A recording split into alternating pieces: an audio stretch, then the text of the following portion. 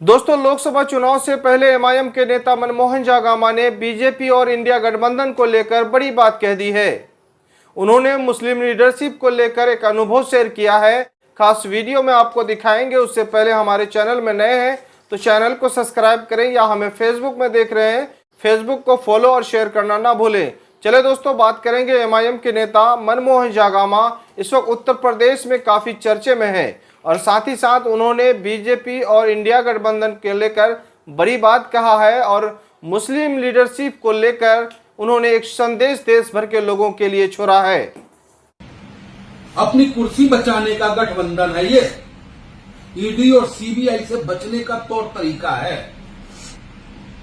बिहार में 5 seat all India मजलिस इत्तेहादुल मुस्लिमीन जीतता है। सेकुलर पार्टी घबरा जाती है कि अरे बाप रे, अब तो मुसलमान का नेता हो गया भाई, अब तो अख्तरुल इमाम गर्दा उड़ा देगा। जब नहीं खरीद पाए हमारे नेता को तो उन 4 विधायकों को खरीद लिया जो बिकाऊ थे, ताकि आवाज कमजोर हो।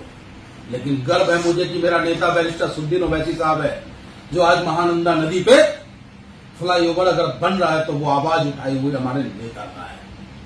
और अख्तरुल इमाम साहब के तक प्रयास और अक्सर विधानसभा के बाहर कर दिए जाते हैं वो अपनी आवाज उठाने की वजह से, और हिंदुस्तान के लोकसभा में बैठ करके हमारा नेता आवाज उठाने का काम करता है। तो सोचना होगा हमारे देश के हिंदू और मुसलमान भाइयों को भी कि देश अलग होकर के नहीं मजबूत हो सकता, साथ होकर मजबूत हो सकता है। और देश को स्वच्छ नेतृत्व की आवश्यकता है। किसे आप वोट देंगे? कांग्रेस को, जिसने 60 साल से देश को लूटा, उसी हालात में छोड़ दिया? किसे आप वोट देंगे? समाजवादी पार्टी को, जिसने आजम खां तक के लिए कभी उसके पास समय नहीं निकला? क्या आप वोट देंगे उस अखिलेश यादव को, जिस स्वच्छ नेतृत्व की आवश्यकता है? किसे आप वोट देंगे? कांग्रेस को, जिसने 60 साल से देश को लूटा, उसी हालात में छोड़ दिया? किसे आप वोट देंगे? समाजवादी पार्टी को, जिसने आजम खां तक के लिए कभी उसके पास समय नहीं निकला? क्या आप वोट देंगे उस अखिलेश यादव को, जिसने विकास के नाम पे गुंडागर्दी दी? क्या आप वोट देंगे राष्ट्रीय जनता दल को, जिसने अकलियतों की आवाज को दबाने का काम किया? क्या आप वोट देंगे नीतीश जी को, जो गोधरा टाइम में, गोधरा जब कांड हो रहा था तो ये रेल मंत्री बन के घूम रहे थे? आप वोट देंगे बहन मायावती जी को? आप वोट देंगे किसको? उस मायावती जी को जिन्होंने कहा था कि मैं अपना वोट, मैंने देखा कि मुस्लिम जीत जाएगा इसलिए मैंने कह दिया वोट ट्रांसफर कर दो भाजपा को, उसे आप वोट देंगे?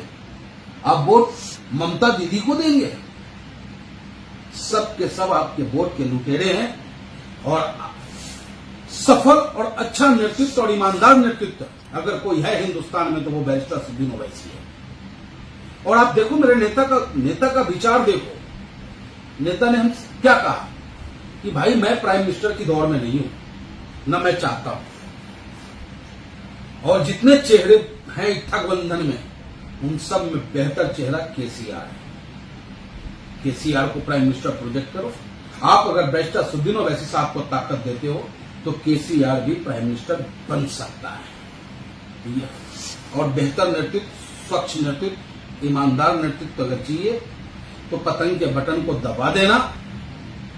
निश्चित रूप से आपके हक और अधिकार की लड़ाई मजबूती के साथ लड़कर के धरातल पर लाने का काम हम करेंगे।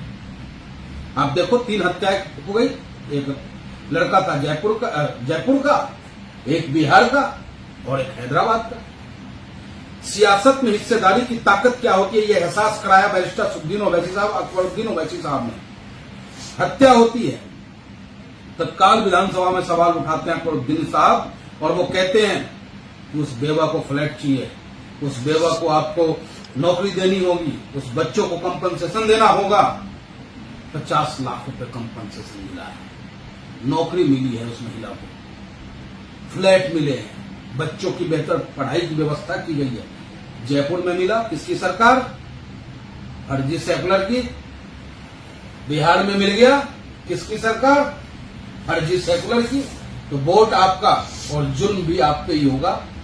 इसलिए चाहे वो हिंदू हो या मुसलमान हो, जो अपने आप को दबा कुचला महसूस कर रहा है, वो आओ मजलिस के साथ और पतंग के बटन को दबा दो। जय हिंद।